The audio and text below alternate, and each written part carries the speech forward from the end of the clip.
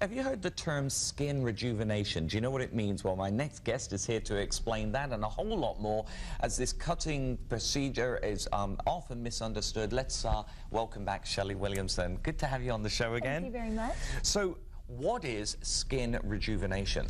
Skin rejuvenation can mean many different things, but in general, we're looking to improve the skin tone, texture, discoloration, overall tightening. Now, what type of ways do you do that?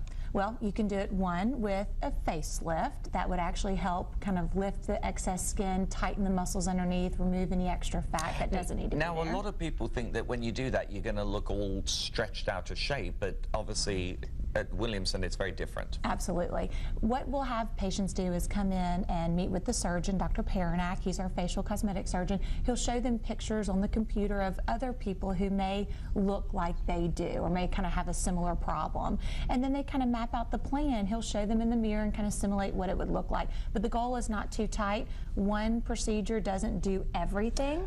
Okay, so that's a very extreme version. Right. What other options might we have? Well, we added recently which is radio frequency. It's a newer laser that's been on the market for, I guess, since maybe 2011, but it uses radio frequency to deliver heat deep into the skin, and in turn stimulates collagen remodeling and tightening. So you can treat the face, the body, arms. Now, I presume with something like that, there's no downtime. In other words, when you have a facelift, you'll need a few days off work. I think it's like 4 or 5 days off. But with this radio frequency, you can achieve facelift-like results. Obviously, it's not surgery, and we don't get those kind of dramatic results. But if you want that subtle improvement without downtime, Excelus is the way to go. Okay, so we've talked facelift, Excelus. What else is there?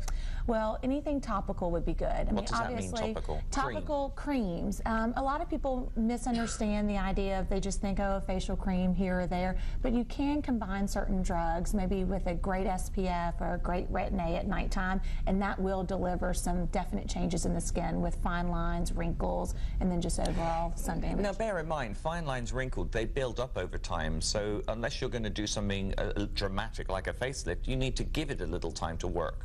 Absolutely. Now, I know that Botox, even though it's probably not considered, is it considered rejuvenative? It is, because it helps with the wrinkles. Because it really does smooth them out. And I know Kimberly has it done because she's being preventative. Yes. Just a tiny amount. Yes. Tiny little amount of Botox will help relax the muscles that actually cause those wrinkles. What about fillers and things like that? Are they considered? Yes, only because they're going to actually either restore volume to the face. So a lot of times people think, oh, I guess I need a facelift, when in fact they really don't need surgery. They just need a little bit of plumping. You know, if you lose air in that balloon, we need to sometimes fill it back up. What have you seen as far as people's confidence and happiness towards themselves after they've had some procedures? Well, I think a lot of times we do have that conversation of, they kind of feel bad. Oh gosh, I hate to come in and do this for myself. But in fact, after they do it and they invest in themselves, all of a sudden they kind of present themselves in a more outgoing way. They can feel confident walking into a room. A lot of the people I meet who are Williamson's clients, because I do your seminars, tell me that it really boosts their confidence and they feel better about themselves, and therefore they treat people better around them. With a lot of these things, though, often I'm surprised how much women will spend on a good haircut and say highlighting their hair. A lot of your procedures don't cost any more than that. Absolutely, and I talk budget all the time with people, so it's not scary to come in and say, okay, this is my budget, what can we do for it? And we'll lay out a plan that they'll get results with it. But yes, I mean, annually speaking, you know, if you get your hair highlighted, you're spending several $100s every 6 weeks. So think about that in a year's time. You could do a few Botox sessions. I was going to say last 6 months.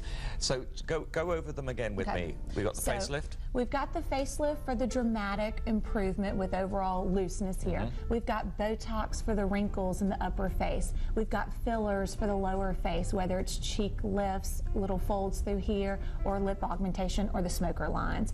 And then we've got Excelus as kind of icing on the cake if we need just a little bit of tightening without going the surgery route. I tell you what, if you're going to see Shelley, it's free consultation to see things that you need. Let me know how it goes. I'd love to see some before and after pictures of our around town viewers. Yes. Shelley, always a pleasure. Thank you. Absolutely lovely. And don't be ashamed to look after yourself, folks. Remember, you've only got one body. You might as well make it look its best. Now.